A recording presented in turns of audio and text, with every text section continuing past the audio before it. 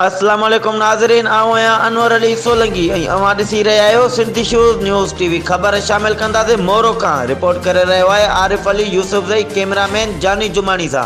मोरो वेझो ॻोठ लिगारी बिजराणी जे रहवासी गुलाम रज़ा वलद ताज मोहम्मद लिगारी क़ुरान पाक ऐं शाह जो रिसालो खणी एहतिजाज कंदे सहाफ़ियुनि सां ॻाल्हाईंदे चयो त कुछ ॾींहं अॻु असांजे ॻोठ में हिकु शख़्स क़तल थियो हो, जंहिंजे क़त्ल जो कूड़ो केस मुंहिंजे मथां दाख़िल कयो वियो हो, जंहिंमें पुलिस जांच करे FIR मां मुंहिंजो नालो ख़ारिज करे मूंखे बाइज़त बरी करे छॾियो, जंहिं ते मच्छर जी मुख़ालिफ़ धਿਰ मुंहिंजे ख़िलाफ़ वावेला करे रहिया आहिनि ऐं नाजाइज़ मूंखे फासाए रहिया आहिनि। हिन चयो त मां ग़रीब मिसकिन पोरियत हारी आहियां।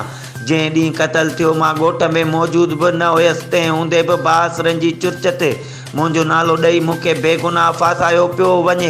हिन chief justice of Sindh high court Sindh जे वॾे वज़ीर IG सिंध पुलिस समेत ॿियनि वस वारनि अमलदारनि खां मुतालबो कयो आहे त मूं ख़िलाफ़ कूड़ा केस दाख़िल करे मुंहिंजी इज़त ऐं साख खे नुक़सानु रसायो पियो वञे। मामले जी जांच कराए मूंसां इंसाफ़ कयो वञे। ही हुयूं हिन वक़्त जूं अपडेट्स। वधीक ख़बरुनि ऐं अपडेट्स लाइ ॾिसंदा रहो सिंधी शूज़ न्यूज़ TV।